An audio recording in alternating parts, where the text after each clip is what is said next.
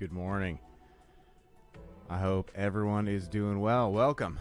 We are live, and I'm excited this morning to be talking with all of you once again about breathing and long tones. These are two things I think about constantly, all the time, and the better control that we've got on our breathing, the more that we can focus on how that relates to our long tones, the better results we're going to get with all of our playing.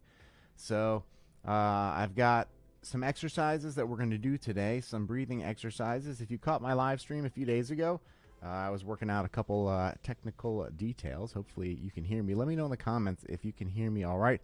In the last live stream, the sound was having a little bit of audio issues at the very beginning, but I think that we've got everything all dialed in now. And I've got some breathing exercises that we're going to do, and then some long tones. And I'm going to do long tones two different ways today, just like I did in the last session. We're going to go through them together, and it's going to be great. So hope you're ready to get working on your air and get working on your breathing and your long tones. So a couple of you joining us, welcome. Good morning. This is an interactive stream, all right? So this isn't just supposed to be me talking and talking. If you've got questions, please put them in the comments below. I'm going to get to them. And if you got any commentary, anything you want to discuss or talk about, then let me know, and I will get to all of that. So excuse me.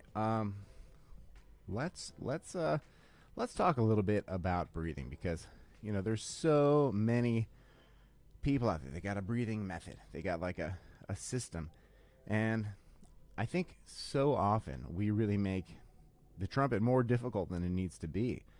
We make things more complicated than is necessary, and it really can be a whole lot easier.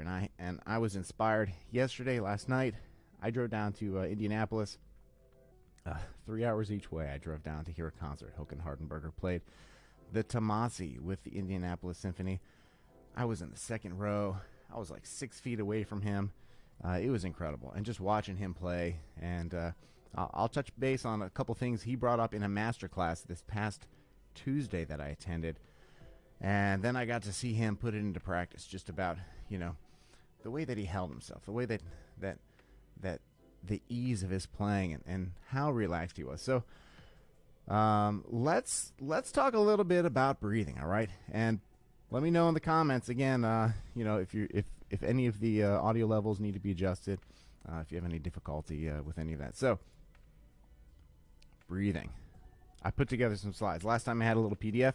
This is a little different. I think this is a better formatting. So breathing is the foundation. I think everyone can agree on that, right? Air is essential to playing the trumpet and producing sound, right? And thinking about it at the beginning of the day, at the beginning of our practice session, this is key, because it's going to set us up the right way for the rest of the entire day as we're playing, all right? Just a couple minutes focusing on the air and doing a few exercises to really get the air working for us is going to give you so many benefits. The other morning when I did this session, and I did more of these breathing exercises than I typically do. Later that night I played a gig at the Green Mill here in Chicago, and I was like, man, my air is working so great, because I did that in the morning. I did my practice session, and everything was just dialed in. So a few minutes is really all we need. All right. So I mentioned the very beginning. This isn't like a method. All right. There's a lot of people that have a lot of things to say about breathing, and I'm not going to discount, but I think a lot of it can be too much. All right. So this isn't a method. There's no breathing trick. All right. Full relaxed breaths, and we're all experts at this, as I wrote here. Otherwise we'd be dead. Breathing for the trumpet, it shouldn't be a mystery. It shouldn't be like a multi-part, you shouldn't hear your breath when you're breathing in. It should be as silent as possible. That means that we're staying relaxed, that there's no obstructions with the airstream, with our tongue or our throat that's not constricted. So, and then any other terminology. People are going to say, I hear this all the time, not just brass players, but, with singers, with everyone, they say, breathe from the diaphragm. And I'm a stickler for like accuracy and terminology. And that saying, I just think misleads a lot of people because, the diaphragm, we can't physically control it. It's an involuntary muscle. It's shaped like this. It's relaxed. When we breathe in, it flattens out, pushes down. So what we feel as breathing from the diaphragm is effectively our diaphragm flattening out, pushing our organs down, and it creates a vacuum within our lungs, and it draws the air in. Our lungs only go to the bottom of our rib cage. So, you can't breathe into your belly. Like air's not going there. I understand why people say that. It's a terminology. It's a imagery to get people to think about taking a big full breath. But I think more often than not, that just kind of complicates things for a lot of people. Let me know in the comments if this is something that, that you've worked with or struggled with, or people have told you that, you found it to be confusing. Now, keep it open and relaxed. This is so important. I think if there's anything that you're going to take away from this, if there's like a singular thing that you're going to take away from this, it should be this, because this is going to, be the most helpful piece of advice that you can just implement to put in your playing that's going to make things better. And really it's this, keeping that open feeling of oh or ho when you're breathing in, right? As opposed to saying like ah, like, right? You hear that? I'm getting real close to the microphone. So there's a constriction in my throat. There was something blocking the air, causing the air to make that sound, as opposed to, we want it to be as silent as possible. When we breathe in, as quiet as possible, because that means the air's not getting restricted. And if we have tension when we breathe in, odds are we're going to have tension when we breathe out. So, we want to start the process from a place of relaxation. All right. And the lungs expand like a balloon. This is something that a lot of people, I think, we know this, but not everyone really, thinks about the full implications of this. And I want to mention the masterclass this past Tuesday that I attended here in Chicago. Håkan Hardenberger, of course, one of the great classical soloists of the past generation. He came in, he gave a masterclass, and he was talking with the students, and he was talking about sound and resonance, and how the body, is resonance, and that when we play, he was saying, think of your sound going back, and I was trying to decipher. It's like, wait a minute, what is he really getting at? Like, what is he talking about? And he was talking about staying relaxed, not closing off, staying open. And when we think about the lungs, they expand like a balloon. A balloon expands in every direction. All right? It's not just, our lungs don't just go forward. Our lungs don't just go down. They go to the sides. They go backwards. Our lungs are expanding backwards, forwards, in every direction. And the implications of that are massive then for our breathing, for staying relaxed, and how that relates to our posture. All right? The better posture we have, the easier it's going to be to breathe, because the less encumbered our lungs are going to be. If we can stay relaxed with our shoulders relaxed, our back open, our posture open, not kind of like scrunched in or collapsed on ourselves, right? We want to stay nice, full, relaxed. That was one of the things that really struck me last night watching Håkan perform and play the Tomasi, which was incredible. His posture, it's like, you look at some soloists and it's like, wow, they've got this amazing, like, confident posture. But it's not just confidence. It's actually like has utility. This great posture allows them to be more relaxed. And because of that, allows them to breathe easier, and then it allows them to play easier and have greater resonance. So really so important. Can't overstate this. Stay open and relaxed. If that's the only thing you take away, it's going to help you. All right. Breathing in tempo. this is a biggie. All right. And all these are coming together, and then we're going to implement everything in these breathing exercises. So breathing in tempo, to me, is also like super important, very important. And that's because it's another tool that we have to keep us relaxed, to, keep tension from creeping into our playing. Because if we breathe in advance and hold it, any one of you right now, like try taking a breath, taking a big full breath, holding it in, and then saying something, even if it's so simple as good morning, right? So many of you, you're going to like hear that and feel that. So that's tension. And if we can get in the habit of 1, 2, 3, immediately release once we breathe in, then we're not gonna put that tension in. And this is just great exercise for doing that. Additionally, I mentioned this last stream, breathing in tempo, it's going to improve our time. And I don't hear anyone talking about that, but breathing in tempo is going to improve your time, because if you're breathing on beat 4 in order to play in beat 1, so 1, 2, 3, play, right? Then that means you're counting ahead of time to make sure, and you're actually breathing in tempo actually puts your body in tempo. Like, we're effectively becoming the tempo by breathing in tempo, right?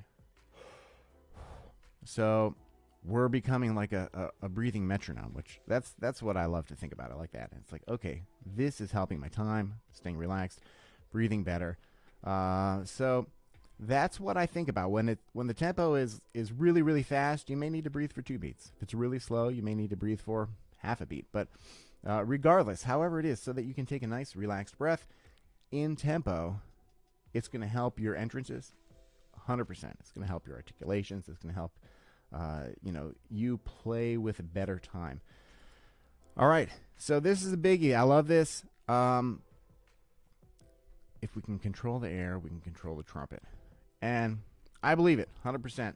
And this is every permutation. So volume, airspeed, and every variable in between. So there's a lot to that. But the trumpet runs on air. All right, we can't play the trumpet without air. And sure, our lips have a factor, our tongue is. There's a lot of things that affect the air. There's a lot of things that the air interacts with. But at the end of the day, it's like a gasoline car. It runs on gasoline. Sure, it needs a driver, it needs wheels, it needs all these other things. But you still need gasoline. If it's a Tesla, you need electricity. Like, the trumpet runs on the air. So, this is again reinforcing that idea and thought of air. So these are some exercises we're about to do that are gonna help you really feel like you're in control of your air. And as I mentioned, breathing in tempo and keeping that open feel as we breathe in and out. The exercises that I've got, these are basic, but what we're going to do is progressively learn how or not learn, practice or learn how to manage our air intake and our air outtake. All right. So there's a series of exercises here, and this is the first one. So this is going to be in for 4 beats, out for 4 beats. All right. And I'm going to put the metronome at 60 BPM. So what we're going to practice is 1, 2, 3, and then basically we want to breathe in time, right?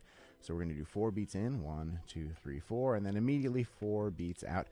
And we're going to repeat that a couple times, and then we're going to move on. I'll show you. We're going to skip ahead a little bit. The next one will be 2 beats and then 1 beat. So basically what we're doing is we're practicing, filling up all the way and then managing our air for 4 beats, and then filling up a little quicker until finally we're at 1 beat, which is basically what we're going to do when we're playing the trumpet. So in for 4 beats, out for 4 beats. Let me get the metronome on. All right, here we got a metronome. Let me know if you can all hear that. I think you can. And if you've got any questions, of course, any questions, let me know in the comments below. And we'll talk about it, because that's what this is about.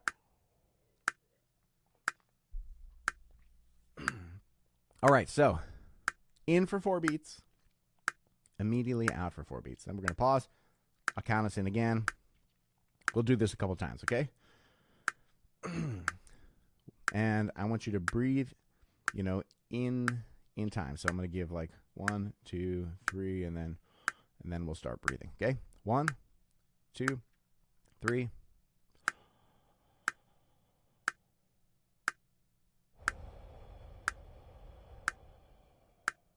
Pause. 2, 3. Again.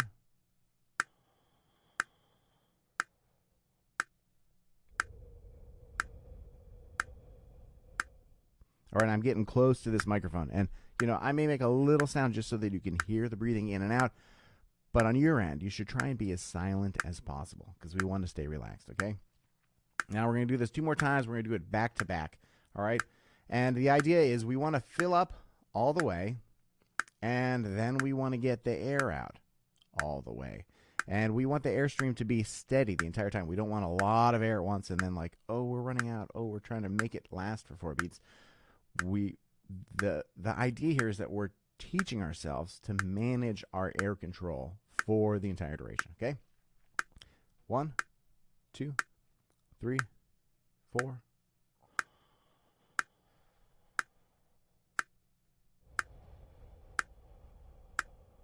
Again.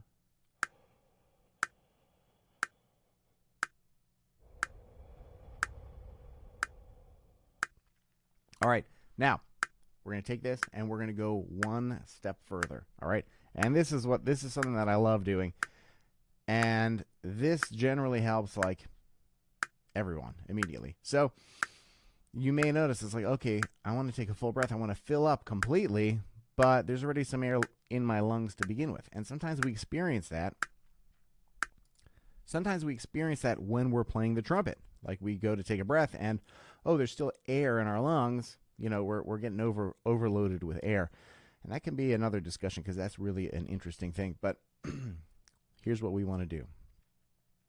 We're going to breathe out. So we're going to do 1, 2, 3, and then. So we're going to take 1 beat to breathe out fully, get the lungs empty, and then we're going to fill them up. And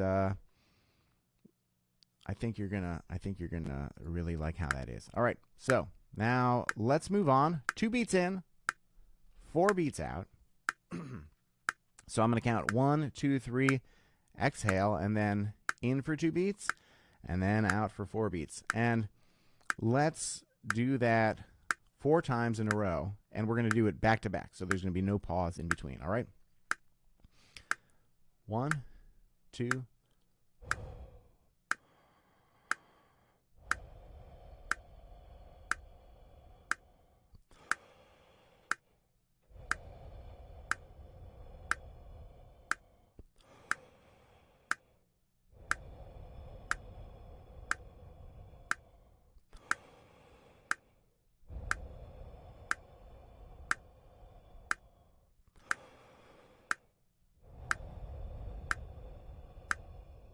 All right. So you're going to know, I mean, that came quick, right? We're going to do it one more time. I think I may have done the count off a little different. So 1, 2, exhale. And then we're going to breathe in for 2, out for 4. In for 2, out for 4. 4 times, all right? Stay relaxed. Good posture. Looking straight ahead. Back, open, relaxed. And silent on the inhalation, all right? 1, 2.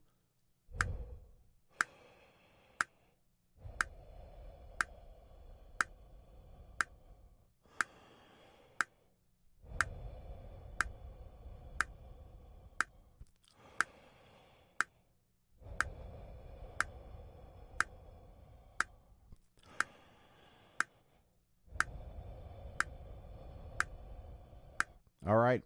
And when we're breathing in, even for these 2 beats, we don't want it to be like, you know, we don't want to front load it. We don't want to mostly fill up the air in 1 beat and then, oh, we're going to fill up a little bit. We want to steadily fill the lungs all the way up, even in, even out. All right.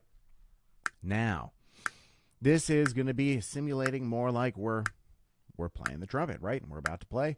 So in for 1 beat, out for 4 beats, okay?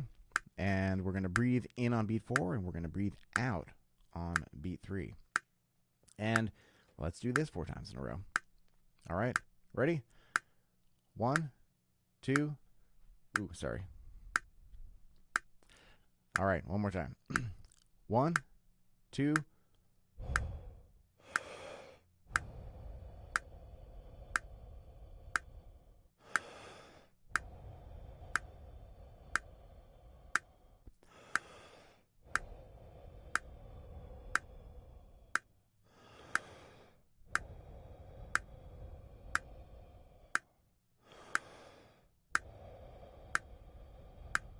And you can do it 4 times, 3 times, 5 times, however many.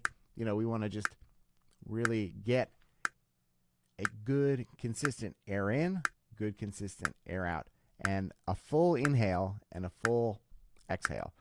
So let me know in the comments, how are you feeling? Anyone here work on something like this before? Feeling lightheaded? You know, things feeling good? Because we're about to take it, and we're going to double the length now of these exercises. So we're going to go in for 4 beats, and then we're going to go out for 8 beats. And this is when it starts to get challenging, when we really have to focus even more to manage our air and really ensure that we are, you know, keeping a steady airstream. Feels great. Awesome. Thank you. Appreciate it. Anyone else here, let me know. And, you know, want to make sure that this is working for you and that this is helping you out. And we're only going to go up to 8 beats today, but this is an exercise you can take to 12 beats. You can really expand it and go further. But, you know, we're going to do 8 beats. You can do 12 beats, and then that would really lead you into where we're going, which is the long tones, which is basically 20 beats each. So we're going to get to that. All right. 4 beats in, 8 beats out. We're going to breathe out, and then we're going to breathe in. So I think actually we're going to go 1, 2, 3, 4. We'll breathe out, and then 4 counts in slowly, 8 counts out slowly, and then we're going to immediately cycle this back to back. And let's do it 4 times, all right? 1, 2, 3.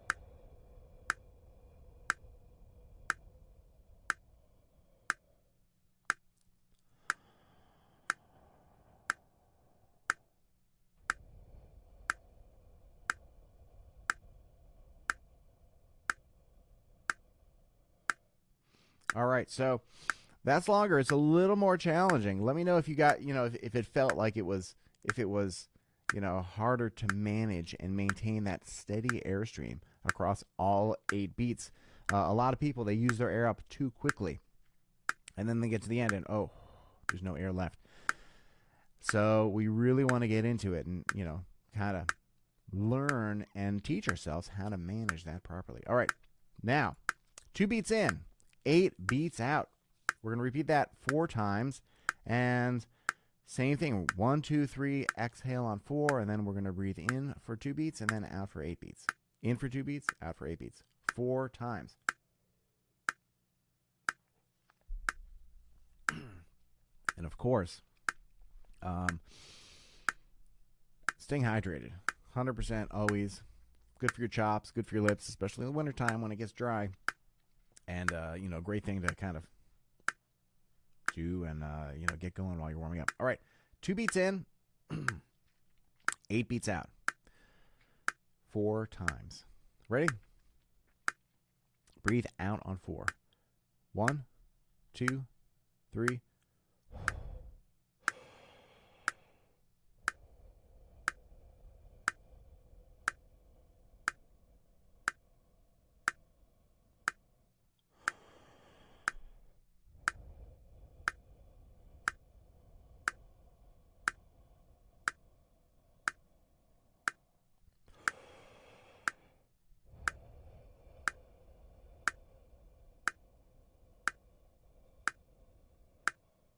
Last one.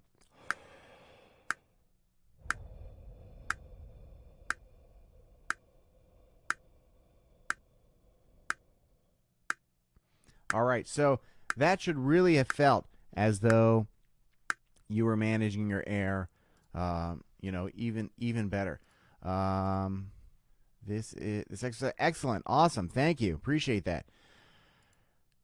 Winter has destroyed my chops. That's a big problem. That is a problem for a lot of trumpet players, and the air in the wintertime is a lot drier. And for me, like, I would rather overuse my chops and play, 3 gigs in a day and just kind of beat up and feel sore and like worn out, which is extremely rare for me. But I would rather be in that position than have chapped lips. Chapped lips is, I could one day have like the best feeling chops that there are, and then if I wake up the next day, if they're chapped, and I just know it's going to be extra work for me, because for me personally, having chapped lips really causes me to just feel uncomfortable and have to work harder with my articulation. So yeah, that's why I'm staying hydrated. It's 20 degrees out in Chicago right now. With the wind chill, it feels like it's 9 degrees out this morning. So, you gotta stay hydrated. All right, we're gonna move on to the next exercise. In for 1 beat, out for 8 beats. We're gonna repeat this 4 times, and same thing. 1, 2, 3. This one, since we're starting on beat 1, and it's we're gonna breathe out on 4, and then we're going to just breathe in, and then 8 beats slowly. All right, let me get this metronome back on. All right, so in for 1 beat, out for 8 beats. 4 times we're going to do this. All right, 1, 2, 3.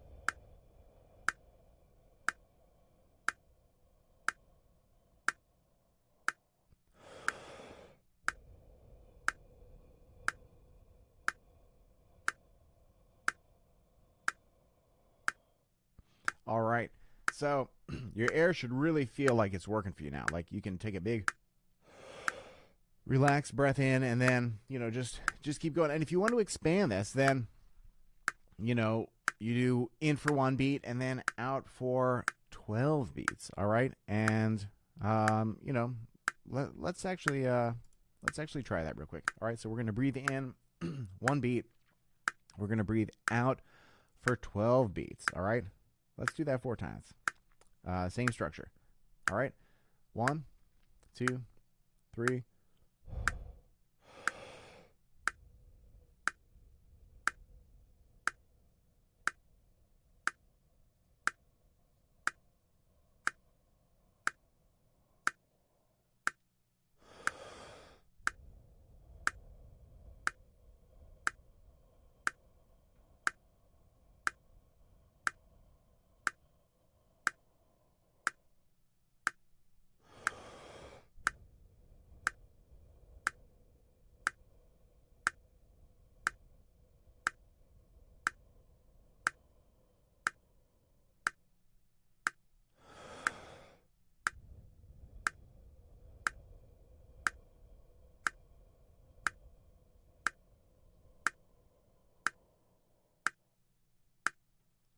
All right.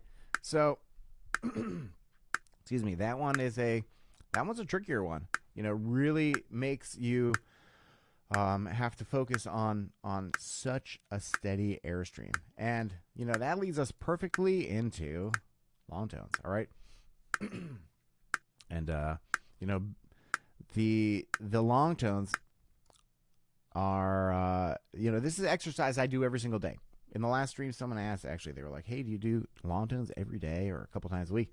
personally, I do long tones every single day, and there's so many different ways to think about long tones. But for the purposes of this morning's, session, for the purposes of this stream, long tones, we are talking about air control. All right, a lot of people use long tones as a sound exercise for visualization, for maybe working to center notes, or in order to work on their tuning, or they use bends. Like, there's a lot of ways you can take long tones and adapt them to your own purposes for what you need to work on and achieve. For this session, I'm really talking about them in the framework of air control. All right. I have a video, Tips for Chops. Yes.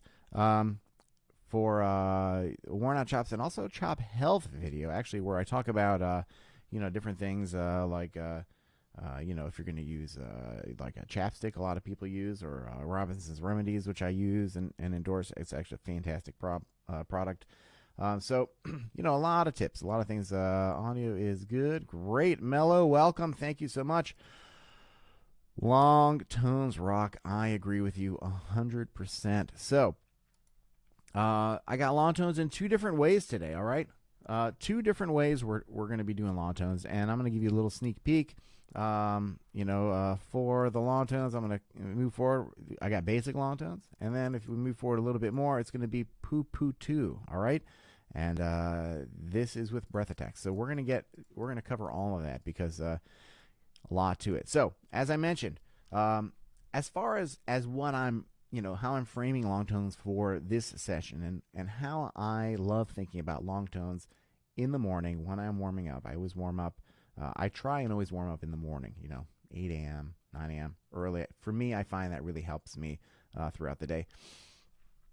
And I really think of long tones as an air control exercise. And if you really think about it on its face, long tones, what you're doing is you're playing a steady pitch at a steady volume for an extended duration. So you're learning how to maintain, a very constant airstream. Otherwise, your pitch is going to waver. It's going to go flat. It's going to go sharp. It's going to get louder or softer. If your air isn't at a steady and constant, stream, then your long tones are not going to sound.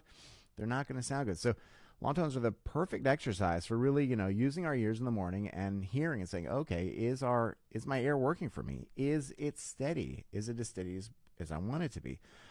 So, as I write here, we're developing balance between the player and the trumpet, air volume and air speed. All right. So, this is how the trumpet works. This is how the trumpet works. Learning how to manipulate and control our air as best as we possibly can. All right. So, soft and easy. This is my favorite way to play long tones. This is my approach, especially warming up early and playing in the morning. Now, I already did a session. I played for an hour earlier this morning, but, playing soft, all right, helps us control our air better than playing loud. That to me is something that I really feel very passionate about. All right. When we are playing soft, it is so much easier for us to hear and tell if our air is steady or not, versus when we're playing really loud. If you're playing really loud, small changes in your air, you're not necessarily going to hear because everything's so loud. If you're playing soft, small changes in your air, you're going to hear it immediately. And the analogy that I love telling students and saying to people is, imagine for a moment you're holding in your hand, you've got a bowl, it's got 100 pieces of candy, right? And someone takes a piece of candy. Like, are you going to notice if, like, one of your M&Ms is gone? Like, you're not going to notice. What if someone takes 2 M&Ms? You're still not going to notice. 3, 4. Like, someone can take a bunch of M&Ms until, like, you notice that there's some missing from your bowl of 100. However, if in your hand you've only got 3 M&Ms, and someone takes one of them, you're going to notice. Like, that's a big difference compared to, the remainder. And it's the same with playing loud versus playing soft. When we're playing loud, we're using a lot of air. Little fluctuations in our air, we may actually not notice that our air isn't as steady as we think it is. if we play really soft, we're not using a lot of air, those little fluctuations, we're going to notice it. It's just like, if you got that candy and you're missing a piece, you'd be like, wait a minute, I only got three of those. Give me one back, right? So that's why I love playing soft and advocating for playing long tones soft as a great way to develop greater air control. Now, this isn't to say that you should only ever play long tones soft, but this is a great approach and a great way to start, getting into it. So, breath attacks. This is something I learned back at Oberlin from Roy Poper, and he was my classical teacher back at Oberlin, and he is a protege student and a friend of James Stamp. He worked he studied and worked with James Stamp for 19 years, and Roy actually has Stamp's trumpet and his books and all this. So, he was big on buzzing. He was big on all of the Stamp warm-up, which will be another session. But, a big thing about that is the breath attack. With buzzing, of course, is the breath attack going poo, right? So the same thing, the idea and the benefit that we can get from that is that it strips playing down to its most basic, just the air and the response of the embouchure of the chops to the air. And we're getting rid of the tongue. We're getting rid of every other factor that could interfere. So removes the tongue from the equation, and then we can focus completely on breathing, time, air, staying relaxed. And that's why we've got poo poo 2, okay? Because it's a breath attack, and then you've set up the air successfully twice already.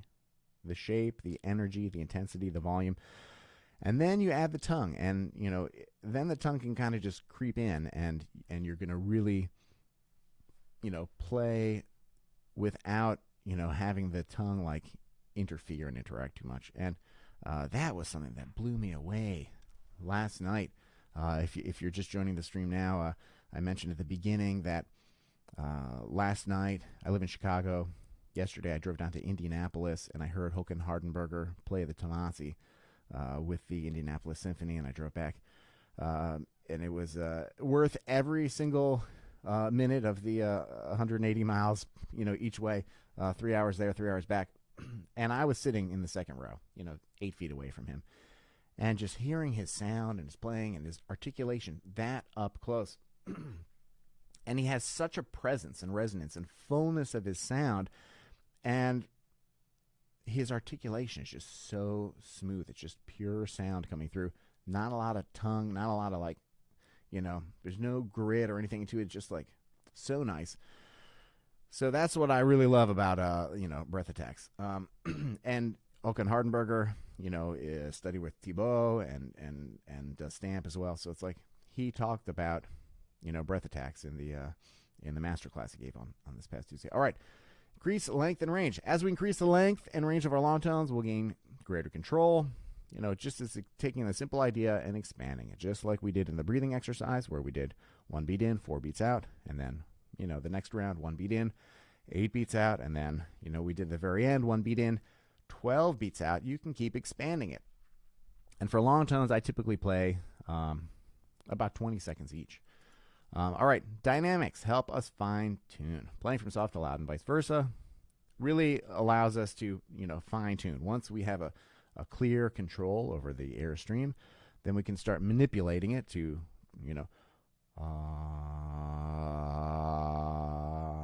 getting louder and softer.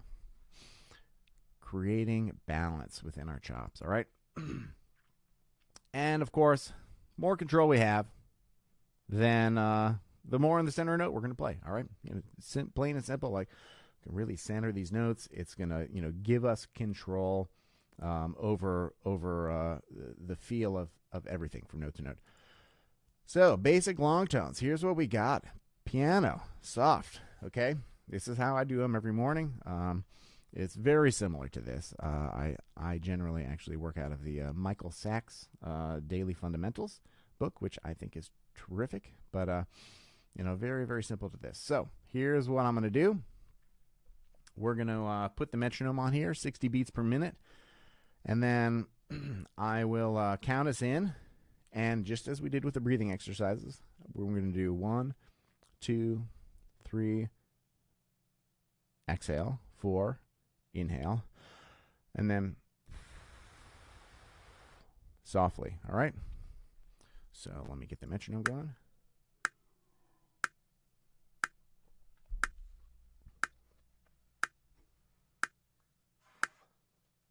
All right, let me switch cameras here.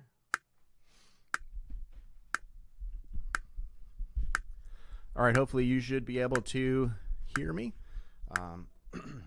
through the trumpet and through the microphone. So we are going to start here on the G, and the fermata there. You see the fermata there is on that last note, and we're going to hold that for 2 measures worth, all right? So it's going to be 4, 8, 12, 16, 20 beats, all right?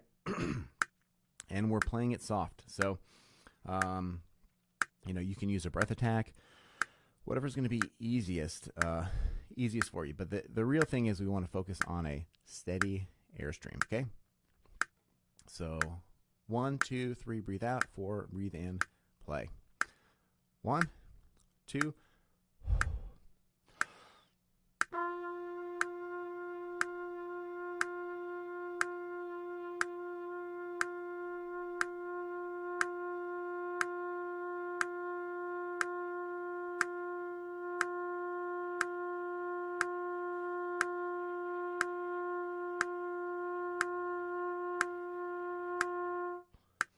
All right, we want to rest as much as we play, always when we practice.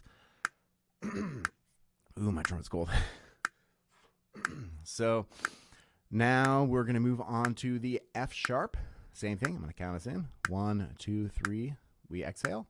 4. We inhale. And then we play for 20 counts minimum. Hold it for longer if you'd like. But piano, nice and easy, okay? And let me know if you can hear this. I have a comment. Hold on.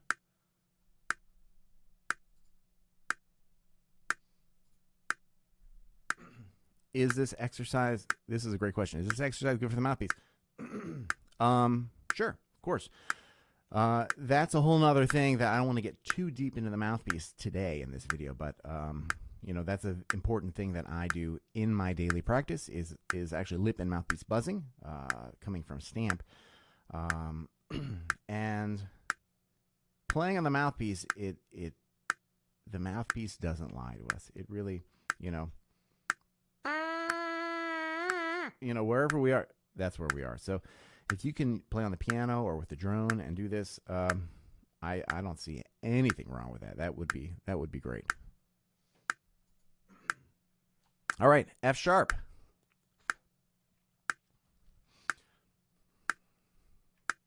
Remember, nice, good, full posture. Allow ourselves to breathe in, right?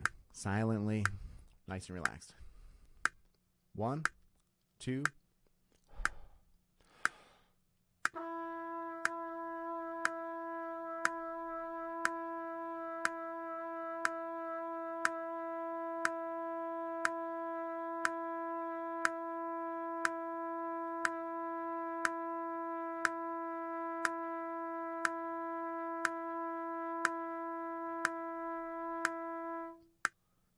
Nice and easy, right?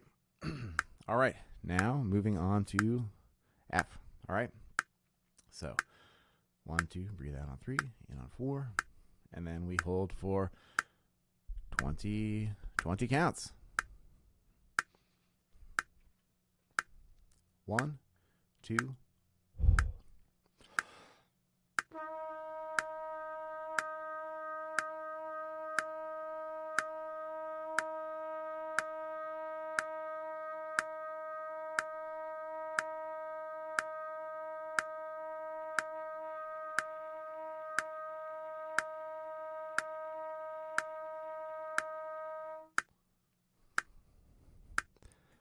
All right, we're going to go on to E next.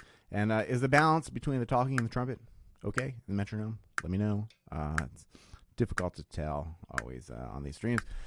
This is really just the second one of these streams that I'm doing, so I'm trying to fine tune and dial in this this software so that it works best for all you guys. It's good, great, thank you. All right, E. 1, 2, 3, exhale, 4, inhale.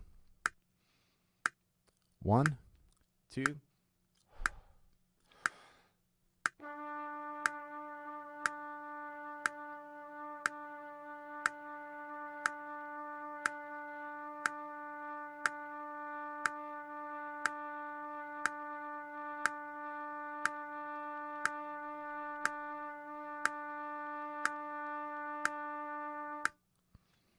All right. So that one, for me, you may have been able to hear there's like a little water in my trumpet. But that was causing me to, it's kind of affecting how I felt about my air. Now, let me move the slide. All right, E flat. Same thing. 1, 2.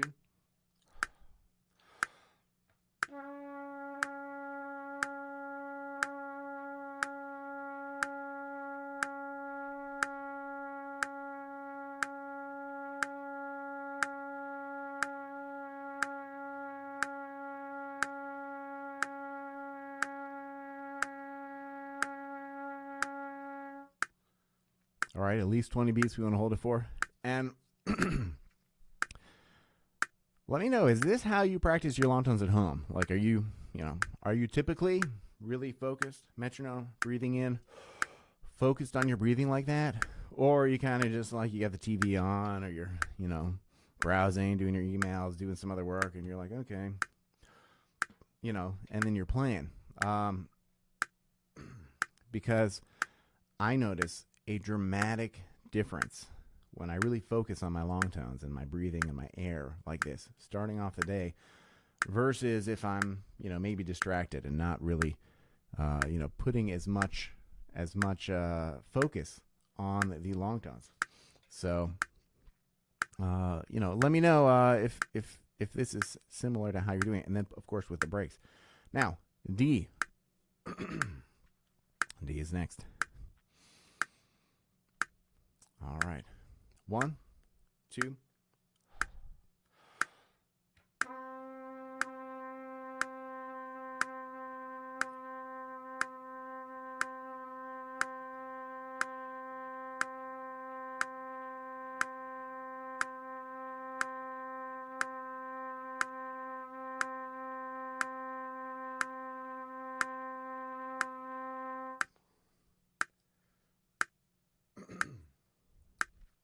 All right, D flat in just a moment.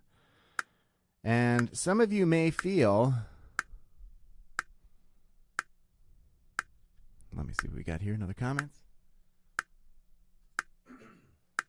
I love the analogy with air and M&Ms. Yes, that's an analogy that I came up with teaching some, students someday. I was trying to come up with something visual and, really get the idea that across to them that if we can get in the habit of practicing softer, we're really going to feel and be able to control our air greater. I think, we're going to get greater control. And then, of course, that translates to playing louder.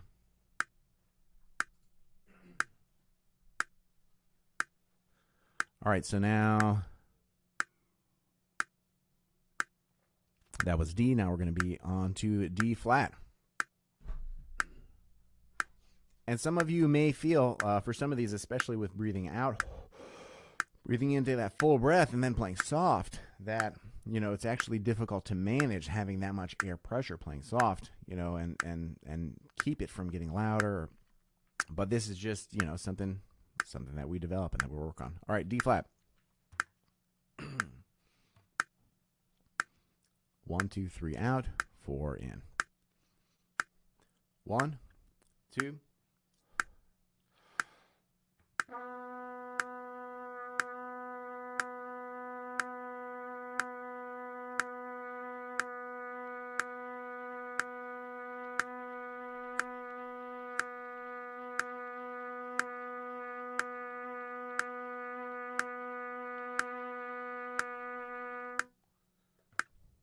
right, next up is going to be C. And of course, we rest as much as we play. Always good advice. And then we're going to move on to doing these with the breath attacks. All right. And every day I do long tones, G, all the way down to low, F sharp. And then I add some other ones sometimes. I do more mid-range exercises, as I mentioned, out of that Michael Sachs Daily Fundamentals. But this, I really feel, helps get my air going in the morning. All right. That was low C now. Low C. 1, 2.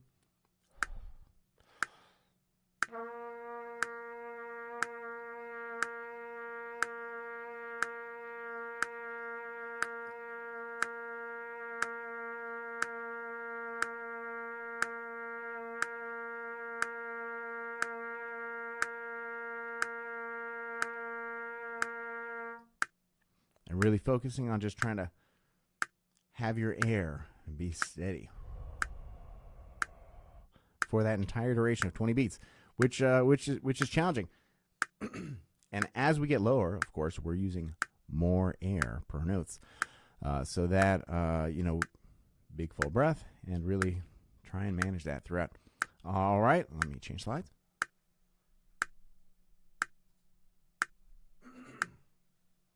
Low B.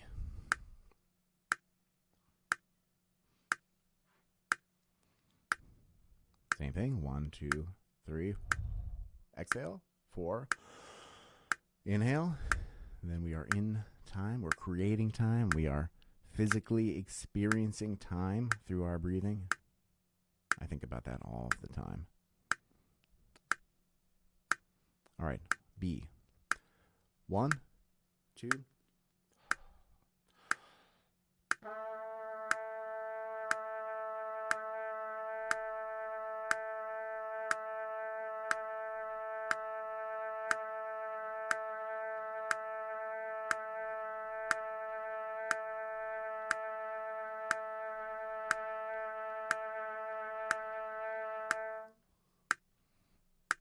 All right, we're going to rest. We get another comment here. Love the comments. Keep them coming.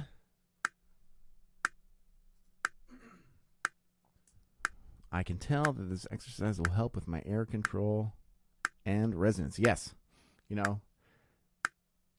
it doesn't have to be difficult in order to be effective. That's something that I wish that I really took that to heart when I was younger.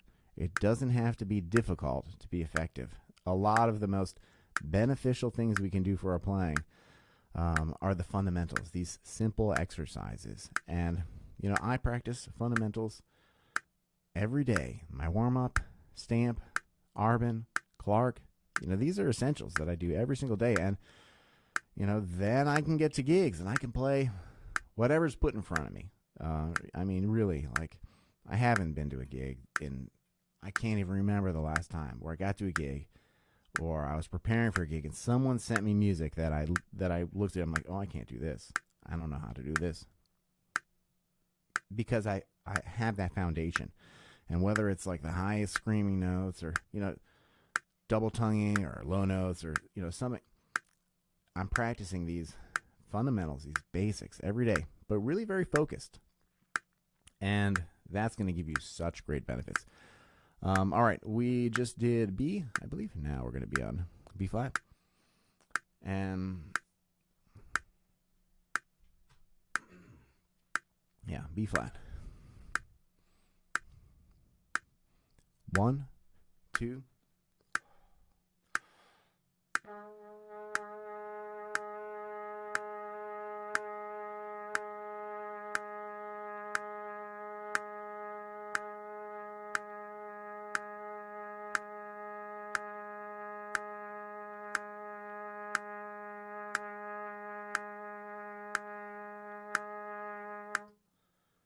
All right, yeah. Just trying to stay real centered, resonant, on these lower notes. Low A coming up. And again, staying relaxed. good posture, allowing us to breathe in and stay relaxed. And that was something that I mentioned it earlier. I'm going to mention it again. I'm probably going to be talking about this forever with the masterclass that I saw this past week with Håkan Hardenberger, and he was talking about the sound and the sound going back and the sound the difference between resonance and volume, and just having just like a beautiful a beautiful resonant sound. We can fill up a room with resonance, with a vibrant sound without having to be a loud sound. It's like you could have one speaker that's playing really, really loud, or you could have like 20 speakers that are all playing soft. Like in that instance, like think about that. Like one is going to be just loud and overbearing. The other one's just going to fill the room up. That's how I want to think about my sound. That's how I want to think about resonance. Like how can I have my sound like bloom and grow? All right. Low A. 1, 2, 3 exhale, 4 inhale, 20 beats. 1, 2.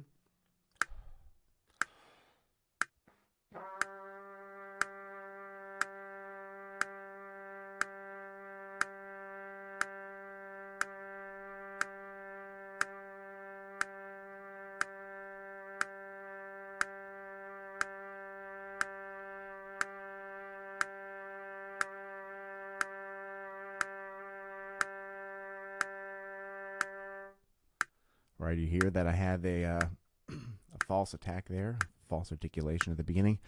That's okay. This is not an articulation study. This is an air study that we're doing right now. So, of course, we always want to have a good articulation, but if we're warming up, if we're playing and practicing, focus on what you're trying to achieve with each particular exercise. And then you're not going to get bogged down if like you have a bad articulation or something happens, then you can just keep on going and really stay focused on what you're trying to achieve. All right, Andrew, what do we got? Great. Balance between talking and demo. Awesome. All right. Appreciate that. Thank you. Well, it's important. I'm doing this on purpose because we got to rest as much as we play, especially warming up, getting into it nice and easy. Moving slides here. We're going to do low A flat, then G, and then F sharp.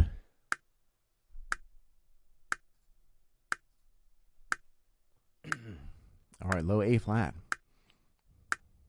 1, 2.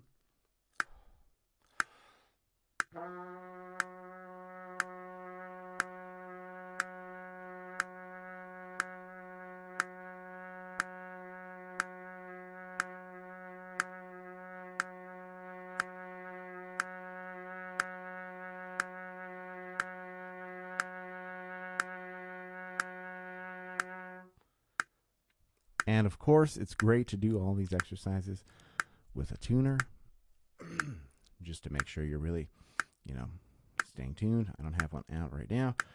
But I tried to check before I started to make sure I was in the ballpark. And this is actually, you mentioned, Andrew, you mentioned about, the balance between playing, talking, this. When I was at Oberlin as an undergraduate student, Roy Poper, the professor there, amazing, teacher, past teacher of mine, mentor. He would do daily warm-ups a couple days a week. He would do these stamp warm-ups in one of the, rehearsal rooms, and he would invite the whole studio. It wasn't mandatory, but you could go as many times as you wanted, and they would be 30, 45 minutes long. And he would be on the piano playing, doing buzzing, stamp, and then on the trumpet, working on exercises. Very simple, but he would similarly kind of like, it's like a guided practice session. He would take you through it. He would talk about the reason why he's doing certain things. And sometimes he would tell little anecdotes just like this, just to give us a little pause in the playing. All right, 2 more. We've got a low G. 1, 2.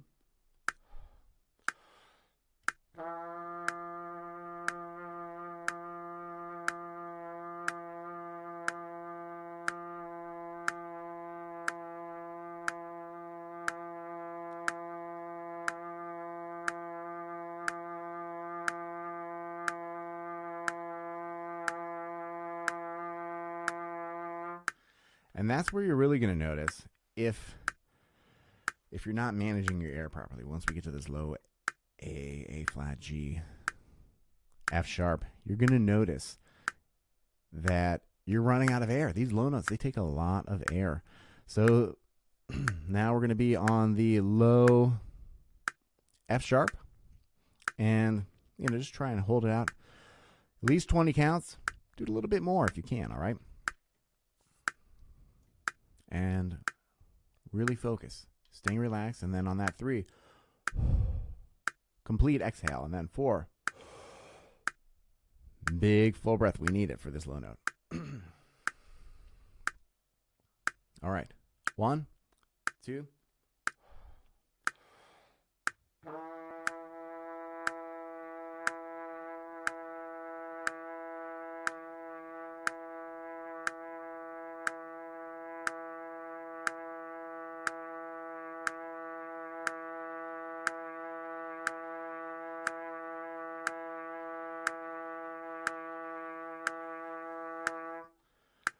So at the end, you can hear, starting to kind of waver a little bit because it's taking a lot of air.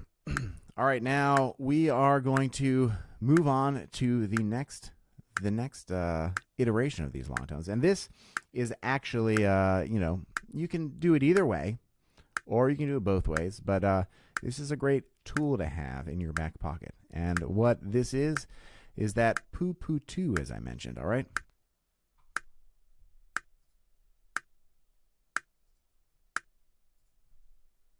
I'm going to pause this for a second, and let's actually talk about that just for a brief moment here.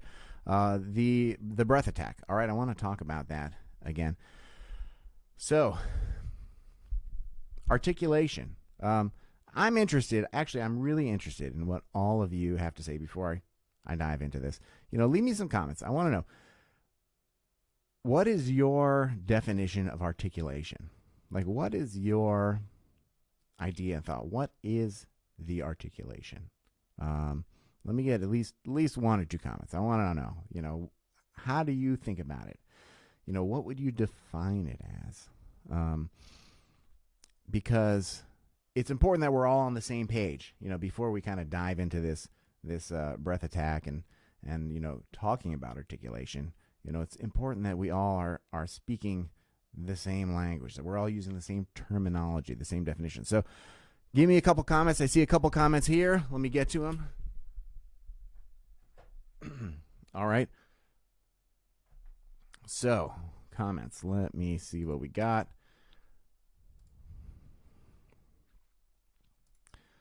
Depends on the style of music. Starting out, how you do it depends on what you play. Interesting. Okay, so, but here's what you're saying. It depends on the style of music, how you start the note. But what would you really define as the articulation? Like, what is articulation? Anyone else? Andrew, Z Pains. Anyone else who's tuning in? I should have made a little question, like, I wonder if I can do that. Like, how would you define articulation, right?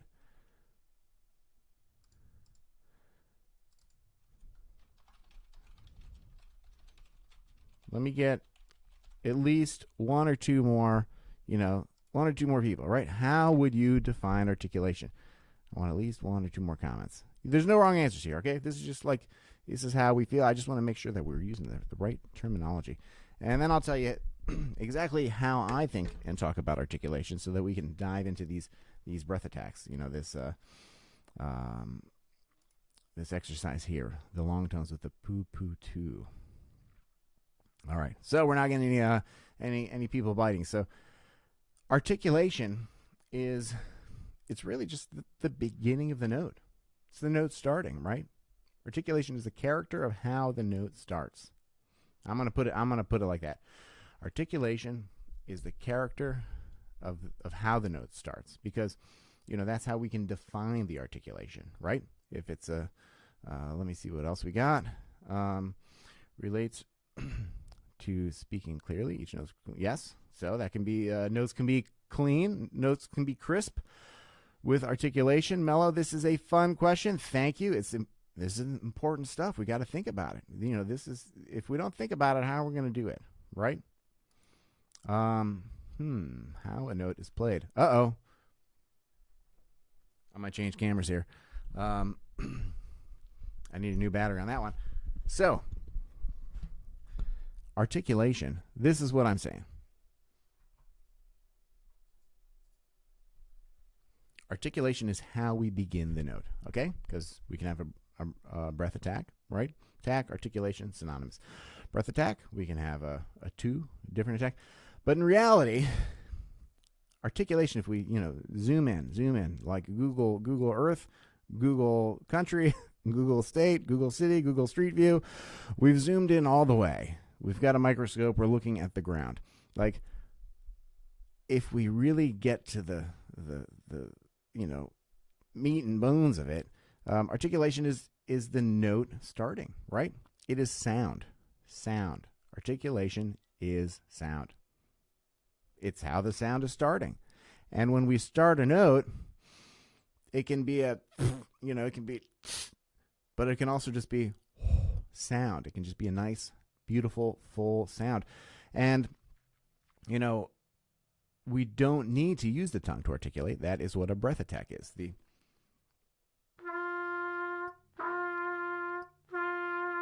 These poo attack. Poo, ho, ha, right. So that's really kind of what I'm getting. That's what I'm getting at with this breath attack. And we can really take our sound and, you know, think about it. Think about our articulation as it relates to sound, all right? And then sound, of course, as it relates to air. So when we learn how to control our air, we learn how to control our sound, but we learn how to control our articulation. It's all combined. It's all connected. And the same with breathing and tempo, right? Our air, our sound, the articulation. So, poo-poo two, okay? Breath attack, long tone, okay? And we don't want to pause in between. We don't want...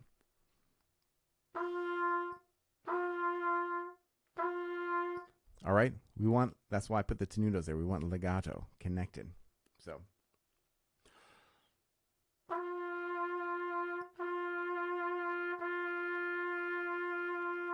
try and connect as much as possible. And, you know, I really truly believe, you know, that sound is articulation. Sound is air. And this is how I think about the quality of my articulation and how to achieve different articulations. All right? This is a little saying I use. The quality of articulation is dependent and a direct relation, you know, to the quality of our air. So if we have sloppy air, we're going to have a sloppy articulation. If we have crisp, accurate air, we're going to have a crisp and accurate articulation. If we have accented, powerful air, we're going to have an accented and powerful articulation. You know, easy ways to think about it, but it perfectly connects the breathing exercises to the long tones, to our articulations. And so many trumpeters out there, whether it's Maurice Andre or Håkan Hardenberger, and, you know, all these, you know, he's on my mind because I just saw that masterclass and he was talking about these fundamentals and articulation. So many of these trumpeters who we love and that we admire and we listen to and we say, man, that is just incredible. They really focus and think about these fundamentals and their articulations in particular. So, poo-poo 2, this is going to connect our air with our tongue. So the tongue doesn't make the articulation. The tongue can shape the articulation. The air starts the note. The note, the sound, is the articulation. The character of the sound depends on the character of our air. Our tongue can shape it and direct it in a certain way. But, you know, at the end of the day, it's still just training our air and working on that. So let's do some of these basic long tones. We're not going to go through them all. Let's do just this first page here, all right? And then we're going to take any questions that we got at the very end. So give me 1 second, and I'll put the metronome back on.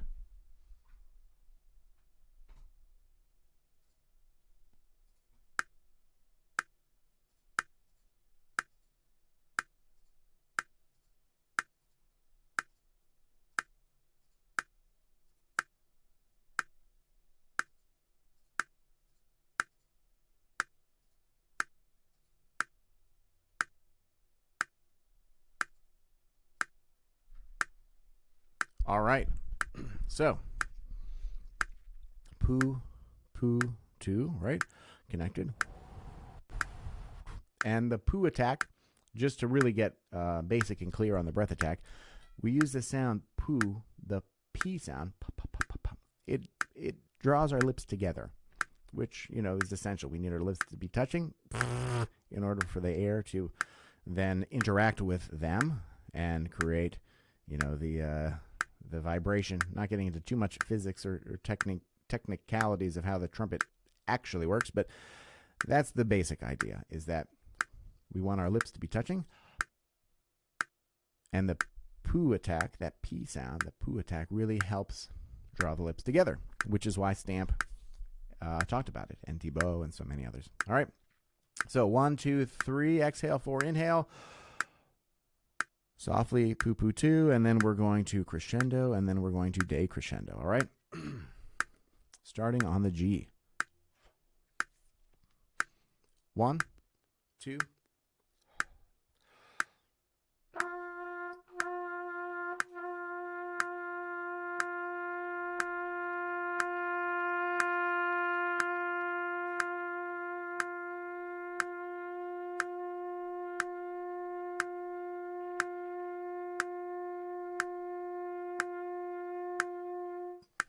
All right, we can hold that fermata at the end as long as we like. But really nice, gentle, easy crescendo, and then decrescendo. And we rest as much as we play. Next, F sharp, but we got a comment. Let's see.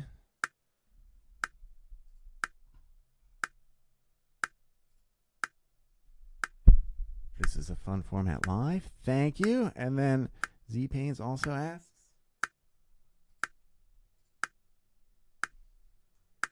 is lead pipe buzzing good for the action? So, I do mouthpiece buzzing. I do lip buzzing. I don't really do lead pipe buzzing, but I know a lot of people who utilize it, and they have great success with it.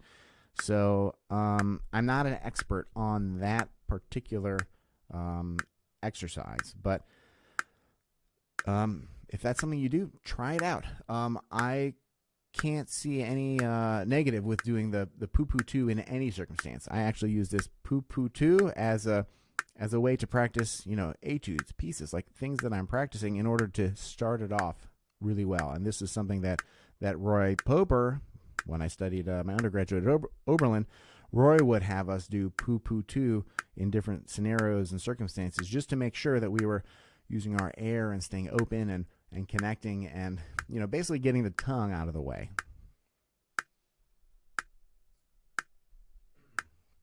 All right, F sharp. 1, 2, out on 3, and on 4. Play. 1, 2.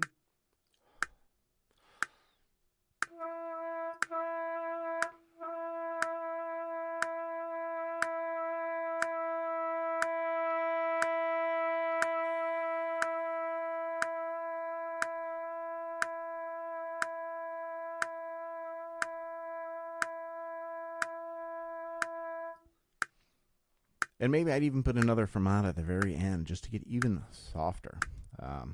You know, challenge yourself. See how quiet you can play. All right. F natural next. Same exact format. 1, 2.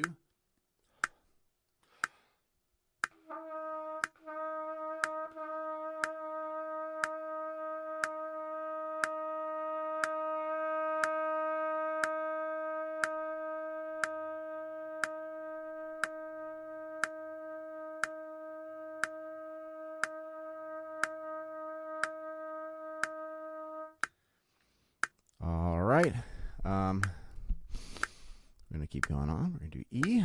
So for me, those weren't as clean as I would like them to be for me. As generally they would be when I'm playing. I'm gonna chalk that up to me getting the balance here of talking and playing and counting off, and but generally speaking, you want it to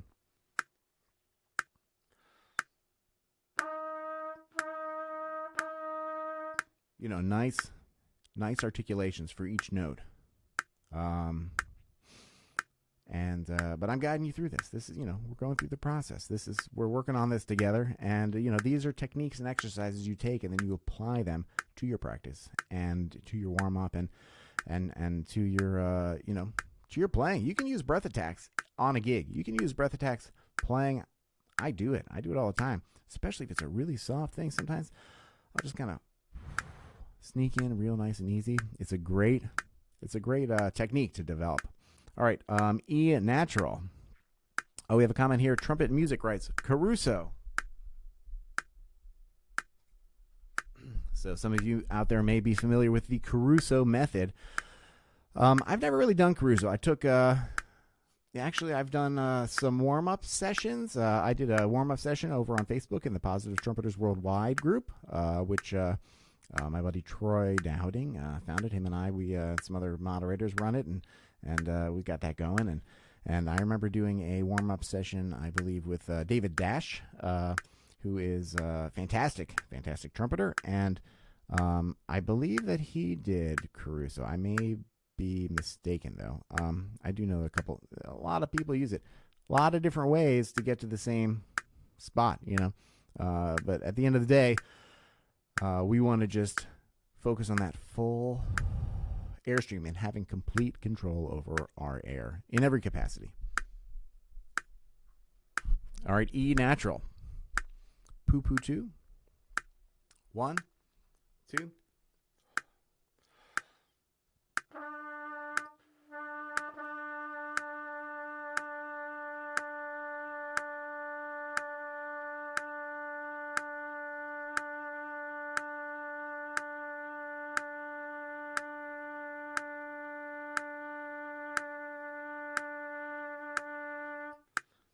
All right, and I forgot the crescendos that I wrote in my very own exercise. Next, E flat. Now let me know how this is working for you all. If you're noticing any difference, incorporating this poo poo 2, I'm going to actually turn the metronome off so we can do the next couple ones without it, because I think some of you may find it a little limiting. I actually would put this a little slower. So I'm going to program another metronome track to be a little slower for the future. So we can kind of just count in and out. And E flat we're going to be on. So I'm going to count 1, 2, 3, out, 4. And then at your own pace, poo poo 2, okay? E flat. 1, 2.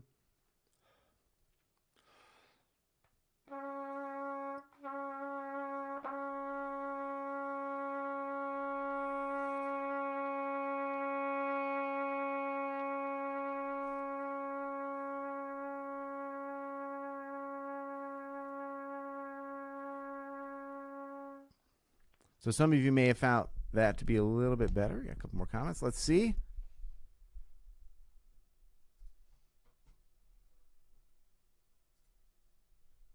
I have a question here from Frank. Josh, do you ever set up higher, say, like instead of second line G starting fourth space E?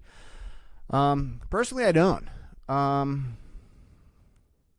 But that being said, with long tones, like, I approach them different ways, different times. And for today's session, I'm really, thinking and focusing on them as this, air control. And that's how I also focus on and think about my lip buzzing and mouthpiece buzzing. So when I start out for the day, I don't start out just with long tones.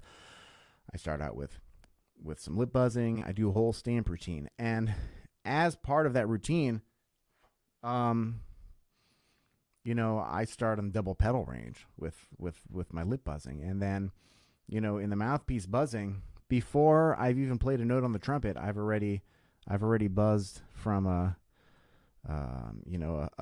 effectively like a pedal C up to a high C or above even.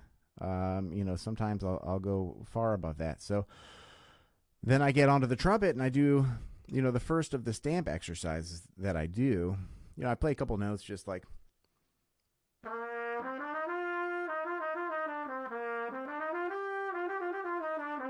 all the way up to like a high C, and then the first of the stamp exercises on the C and the staff.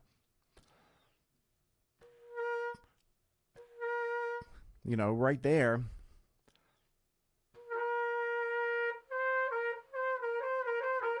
And really just, focusing on that whole step.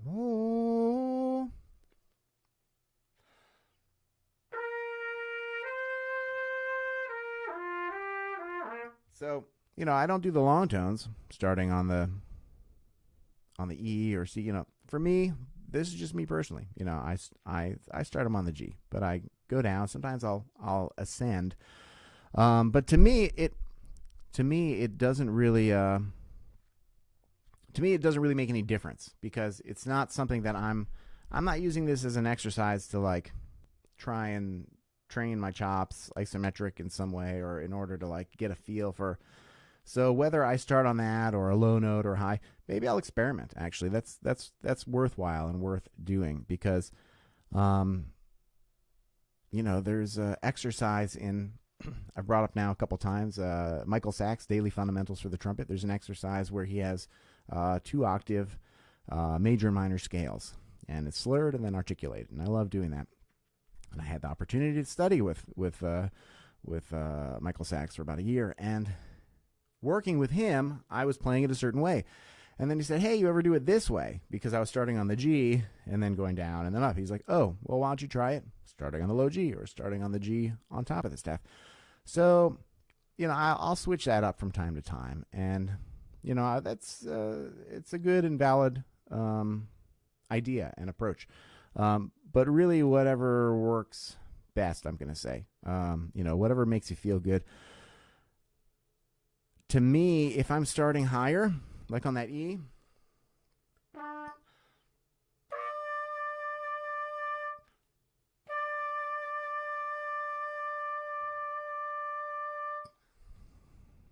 I feel like for me, I may, early on, it may not feel as relaxed for me. So I know, like, right off the bat, that's why I personally haven't done that. But yeah, what do you do, actually? Interested about that. I really like to start from E's. All right, I forget what note we were on. E flat we did, I'm guessing. Let's move on to the next one.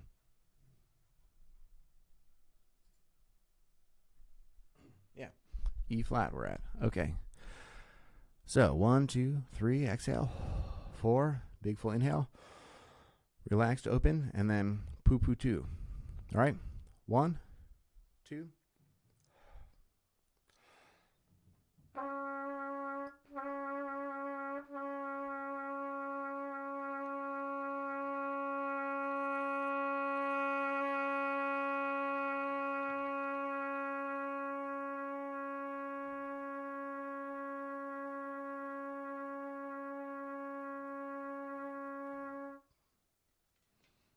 All right, and we're going to move through the rest of these a little more quickly, and then if we got more questions, we're going to get to them.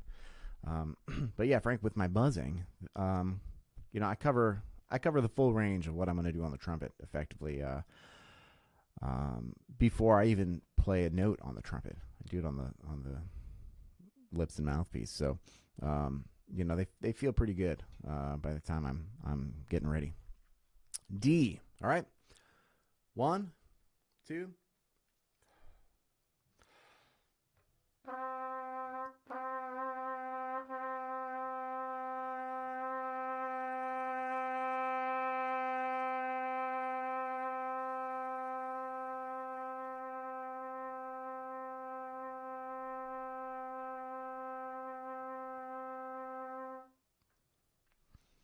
All right. And D flat is going to be next. Let me know in the comments how these breath attacks are going for you. The poo, poo, poo, too. Does it feel like you're able to connect your air any differently? Does it feel like your tongue is getting out of the way any differently? Does it feel like you're having to work harder? Feel like you're having to work less and that things are easier? Let me know about that. All right. I think that was D or a D flat. All right.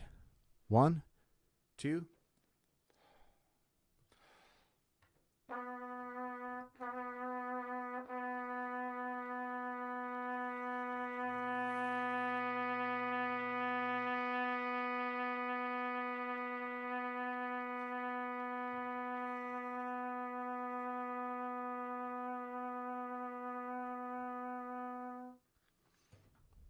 All right. And we're going to do C next. Let's see what we got here. Frank writes, I start with listening to some music, trumpet or vocal, maybe a simple tune. Lana Bridget, happy birthday. I might sing a little, then I'll put a drone and do some light lip flapping. Nice. Yeah. So this is, I love that. This is great because it's so easy. All right. And then he says, then maybe some lip buzzing, but always mindful that I'm staying very relaxed. And then some lead pipe for about a minute. All right.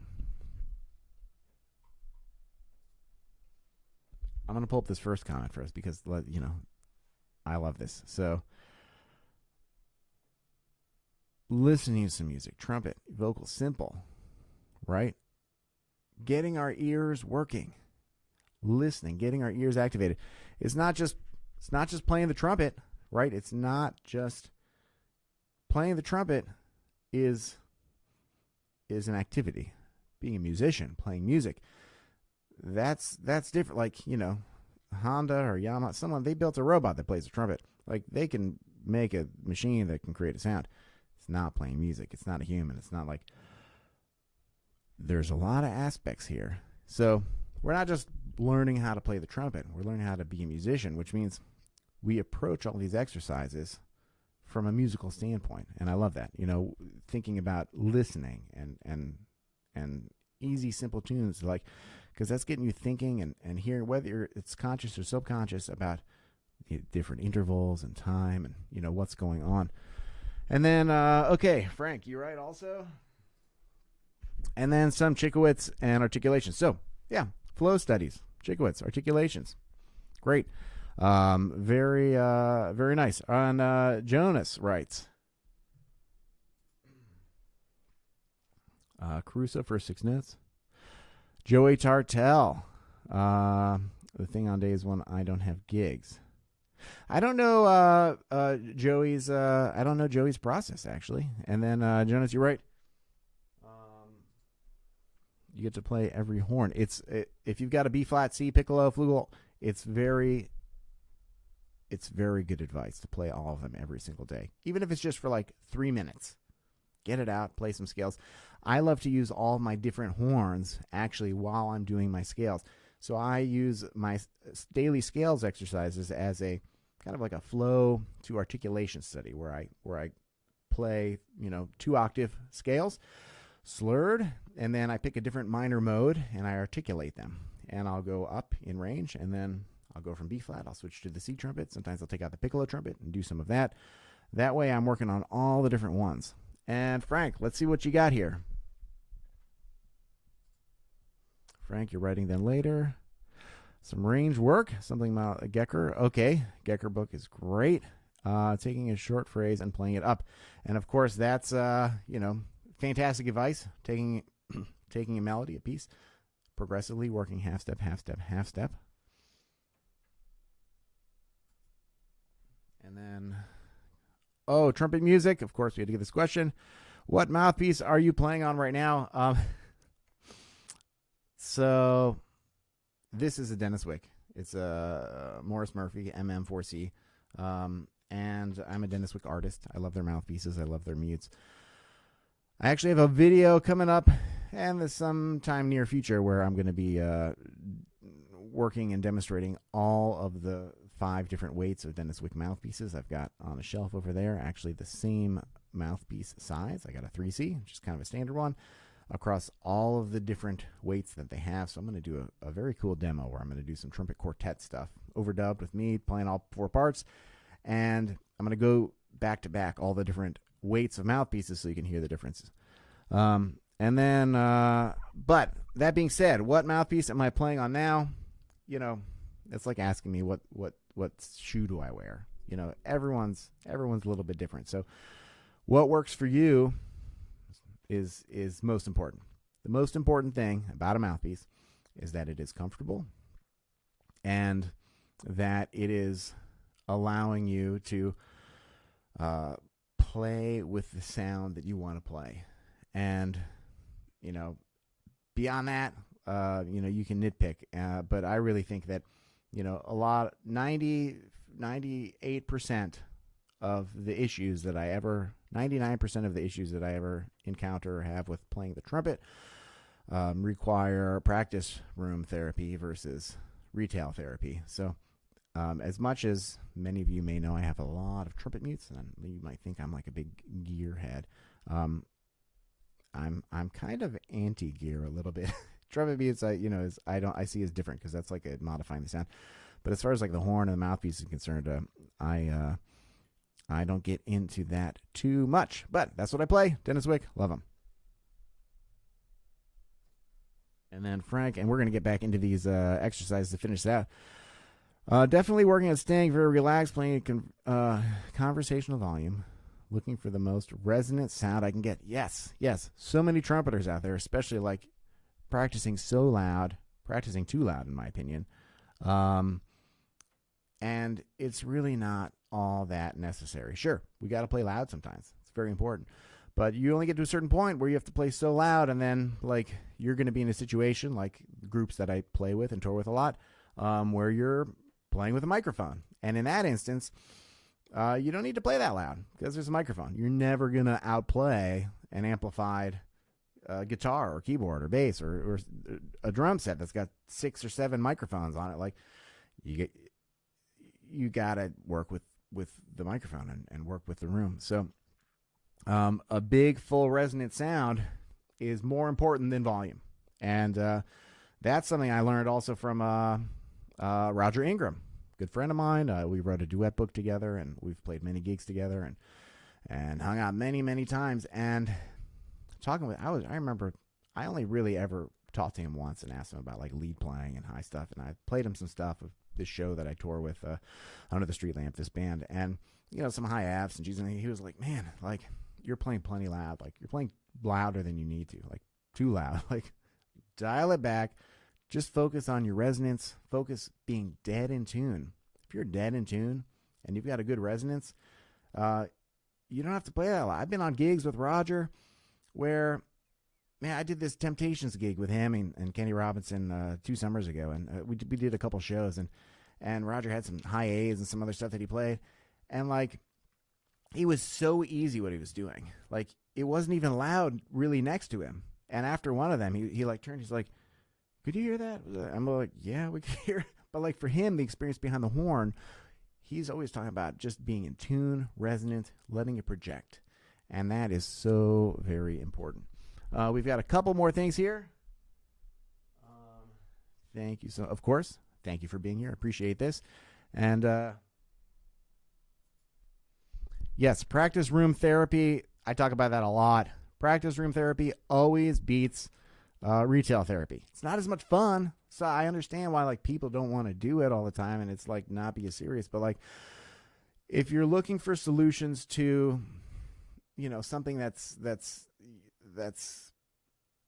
affecting you or causing you trouble with your playing, sure, sometimes it is a gear issue, but in my experience, it's very rare. Like that, you know, if you've got a nice trumpet, all the manufacturers make nice trumpets now. If you've got a mouthpiece that fits you well, that works for you, if you're playing relatively conventional gear, then you're probably going to find your answer in the Urban's book, in the Clark book, and it's probably an exercise you've played before. You just may need to play it a different way or think about it a different way.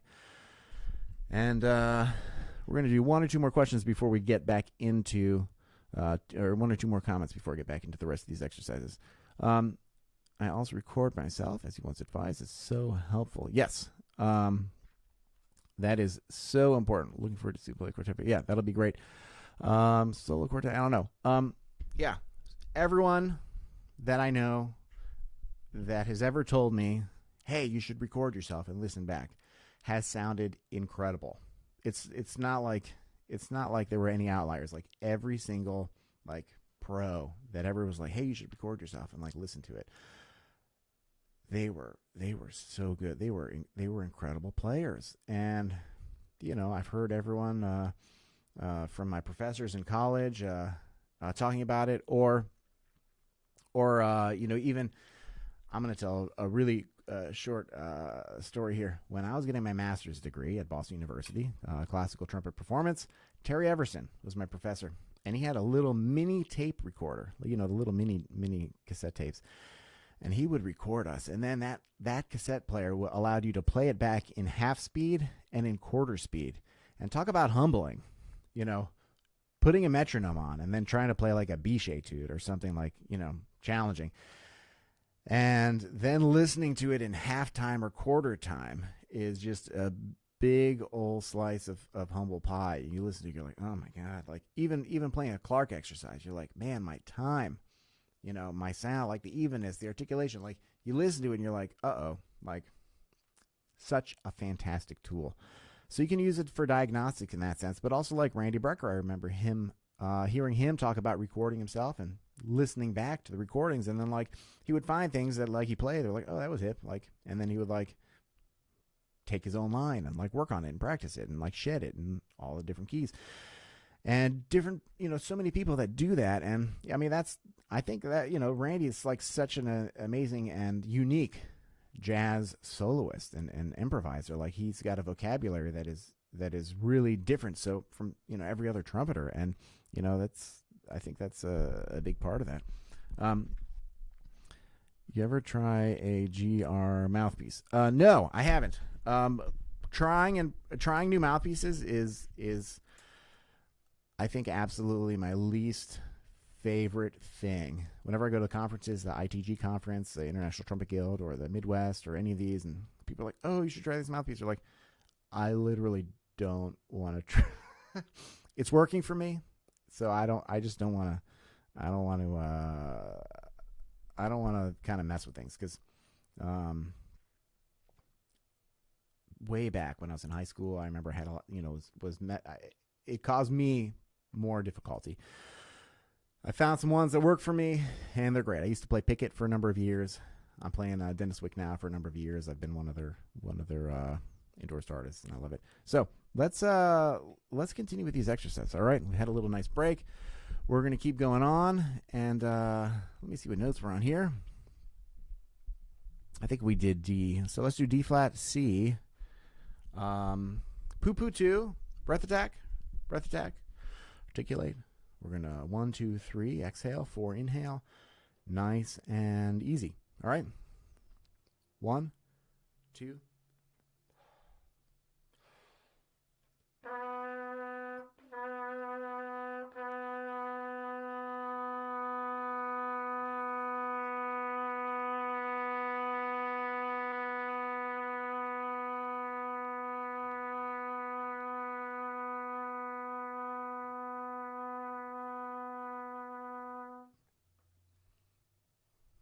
Then we're going to do C. And love the comments. Keep them coming. I'll get to it in a minute. I just want to make sure that we're keeping this balance here for people that are trying to keep doing this warm-up here. Low C. Nice and relaxed. Right? 1, 2, 3, exhale, 4, inhale. Connect the notes. 1, 2.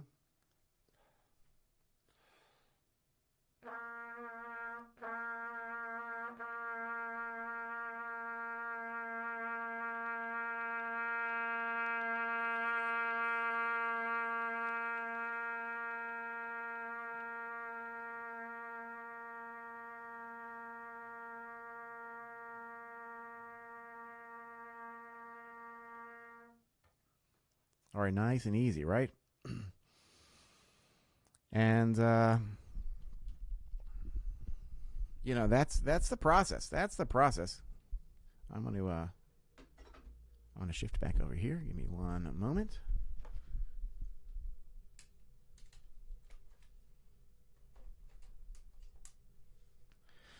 All right, I should be all good. So, this is the there we are. That's the process here. It's like Poo Poo 2. It is, you know, connecting our air. And it's just, it's like you can see if you've been here the whole time, thank you, appreciate you, really appreciate you joining this live stream. If not, you can watch the replay later, but if you've been here the whole time, the common theme has been breathing, air, staying relaxed, learning to really control the air, and then we took those breathing exercises and then we brought it into the long tones. And then we took that and we took it one step further with the Poo Poo 2, where we're, you know, really kind of focusing on staying smooth, keeping the air connected, and using that in order to connect into the articulation. And it's such a great tool. And this is, you know, something I learned from Roy Poper back at Oberlin. And it's just a way for us to really, you know, make sure that we are creating, focusing on our production and our sound, and not interfering with the tongue. You know, we're not, and then suddenly, like we've had success. We've had success. Poo Poo 2, and then the tongue. We just let the tongue in, and I think I remember it was Terry Everson at BU when I was doing my master's, who said to me, every articulation is just a breath attack, but with your tongue. Like, you know, the articulation is just a breath attack, but with your tongue. It's like the air makes the note. The sound, the articulation is the beginning of the sound.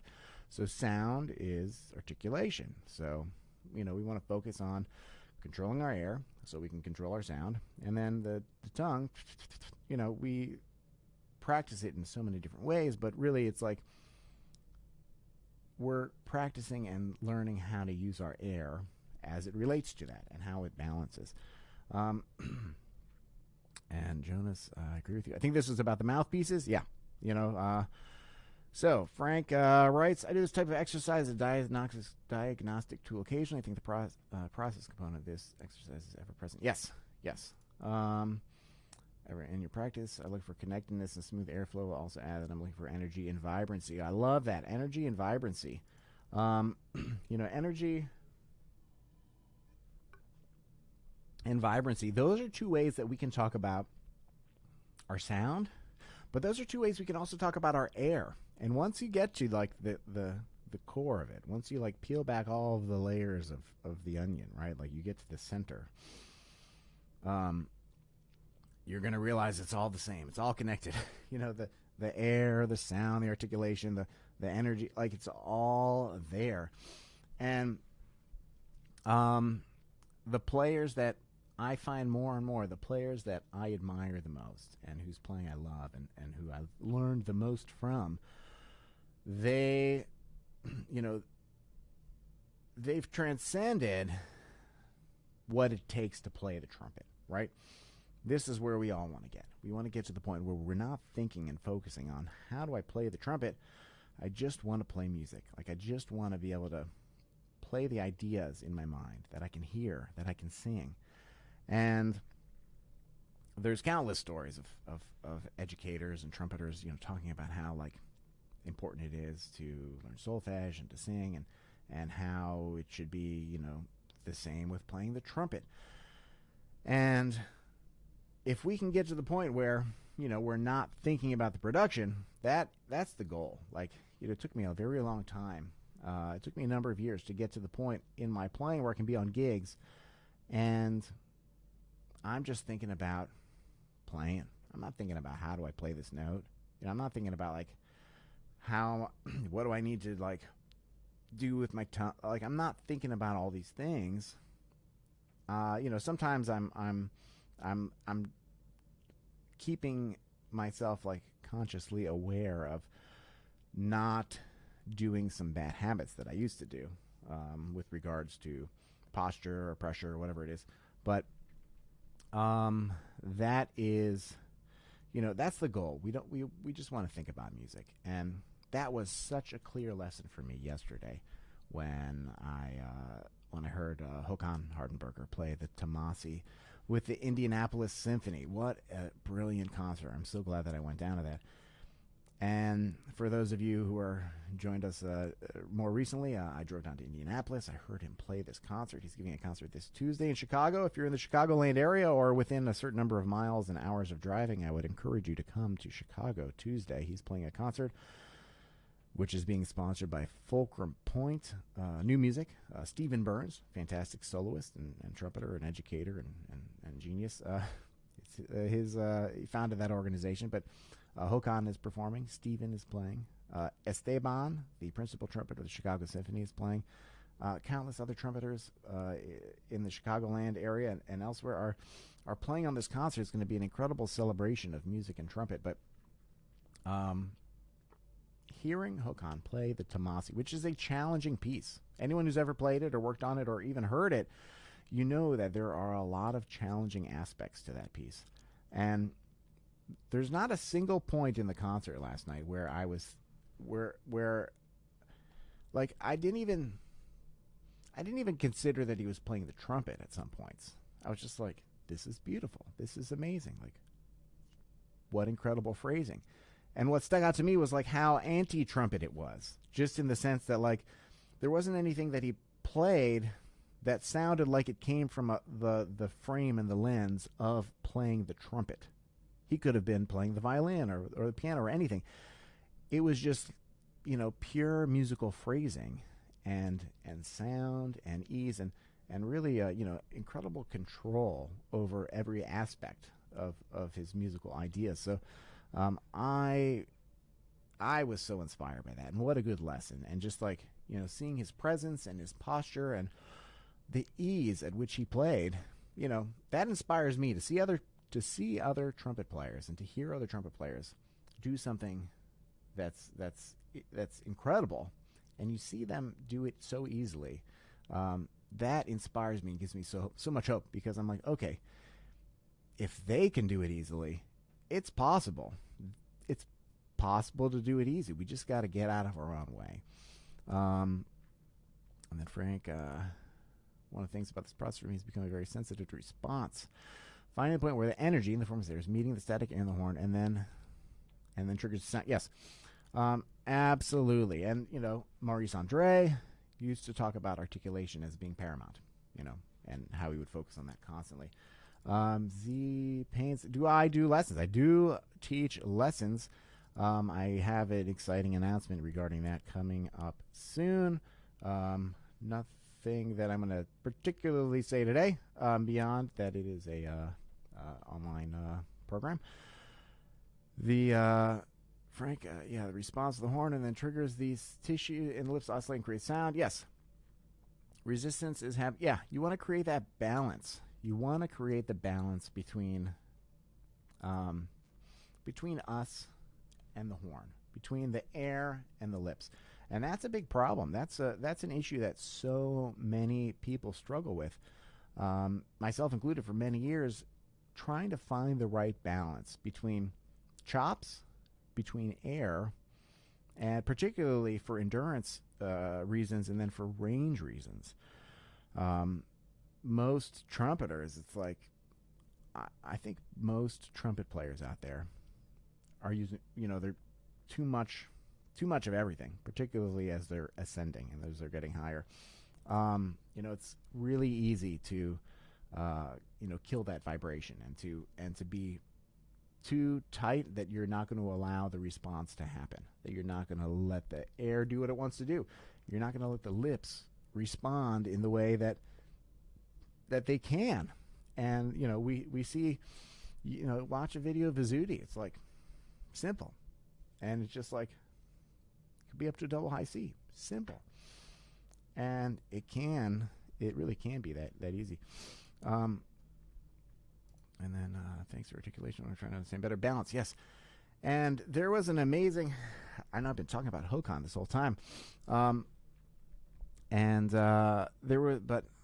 man, he's such a great pedagogue. And there was a master class that he did years and years and years ago that someone translated, and then they put it online, the text version of it. And he was talking about balance in so much of it. He was talking about balance of the air and our lips and the horn. And, you know, if we're using too much air, we're going to be out of balance with the horn because we're trying to force too much air through a very small hole it won't go through. And then that's going to interfere with our lips. If we're too tight, it's going to interfere with the balance of the air coming through. Like if we're putting a signal of a G into the trumpet, you know, effectively, and we're trying to play an F, we're out of balance. You know, we're not in sync with what we ideally would like to come out. A lot of that comes down to ear training. A lot of that comes down to, you know, working our air and training our air to be able to, you know, do what we needed to do.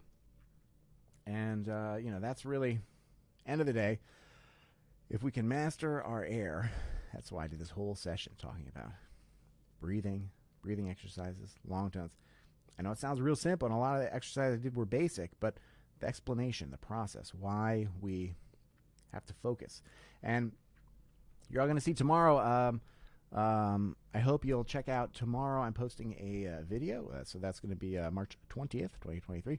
The next video installment in my big interview series that I've been, you know, doing for a long time, where I speak with all these different trumpeters. And the question for this week was, how do you deal with all of the distractions that there are with daily practice? Because we've got phones, we've got notifications, our computers are like things seemingly everywhere.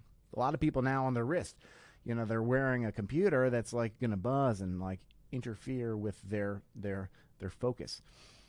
And time after time, you know, just listening to their answers, they're like, I don't allow them. I turn everything off. Like, I have to stay so focused. Like, I use timers. Like, they all have very specific processes in order to go through their daily routine and what they need to manage, because they're all busy. They're international touring artists and, you know, professionals and professors, and they don't have time to like screw around and you know, just like kind of practice. And so they've got to be so focused. And just to hear them one after the next saying, oh yeah, I'm just like so focused, I don't allow anything to interrupt me. And that's the type of practice we need, particularly at the beginning of the day. We want to set ourselves up for success. And one thing that I tell students is this saying is, you can't win every game if you don't win the first. And the takeaway from that is, we don't want to get into it. We don't want to, okay, I'm warming up, like things are going to, I'm going to focus, like I'm going to get there. I'm going to get to that point where I'm having success. Like, oh, a couple tunes in, I'm going to be warmed up. I'm going to be able to, we want to have that frame of mind, that mindset where we're starting with excellence. Like, because if we can get there, that means we can start there. I mean, it's within us. It's our capability. So, you can't win every game if you don't win the first. And I don't know, like if someone said that or if I heard it or what it was, but personally, I responded that I love that, and that just kind of gives me like a focus at the beginning of the day. Like, okay, am I going to screw around today, or am I really going to focus? Is today going to be a great day? Is it going to be a great practice day where like I feel great and everything I play is just like, man, I wish I had a gig later because like I sound so good, like that type of day. Because I know we all have them from time to time. I remember Doc Severinsen talking about that at an ITG conference a couple years back, and he was like, man, this other day I was playing and everything felt so good, and I felt like I could play anything. I wish that I was in the studio that day with a big band. You know, he was just like, you know, you have those days. But it's more in our control than most realize and most think. I think that we have a great deal of control over that, and it's mindset, it's focus, and making sure that we're practicing with intention and that we're playing with intention, because then we're not just like playing notes and you know, seeing where it goes. We're really putting the work in, and we're getting it done. Yeah, focus starting with this. Yes, you know, we got to start with excellence. So, wow, we're coming up on 2 hours. Incredible. I appreciate all of you for stopping by, sticking with me, watching, and of course all the comments and questions. And I really do hope that this session you found beneficial. You know, the exercises, the explanation, going through it slowly, playing the you know, doing those breathing exercises, doing the long tones, doing the poo-poo 2 long tones. And if you've got more, you know, if you've got any ideas, if there's anything that you want me to touch base on, you know, with one of these live streams, I am planning on doing at least one of these live streams a week. You know, some weeks I may be traveling, there may be, you know, some weeks that I'm not, but I want to be able to interact with all of you more, to be able to really, you know, have that back and forth. I love this conversation, and I'm going to be inviting people as guests. And I've got a couple live streams planned for in the next 2 months. I'll give a little sneak peek. We're going to do 2 chats with Denis Wick, actually talking about mutes. And we're going to have Stephen Wick, the son and CEO of the company, on the stream, as well as some other artists. And you know, we're going to be talking about it. It's going to be great. So I'm trying to think of exciting, you know, kind of interesting, beneficial topics to talk about, to have these discussions to work on. And of course, I'm going to have guests, and you know, in addition to all the other videos that I'm creating. So, Frank, thank you so much. I appreciate that. Get ready for work, Bryce, a little bit. And thank you for stopping by. Appreciate you. And everybody's favorite, thank you for the stream. All right, thank you for popping in as well. I appreciate all of the comments, the feedback, and I really do hope that you really got a lot from this. And with that, I think it's time for me to go walk my dog Maximus, and then make a sandwich and practice some more, do some video editing. So thank you all for tuning in. I appreciate you all, and I will see you very soon. All right, cheers.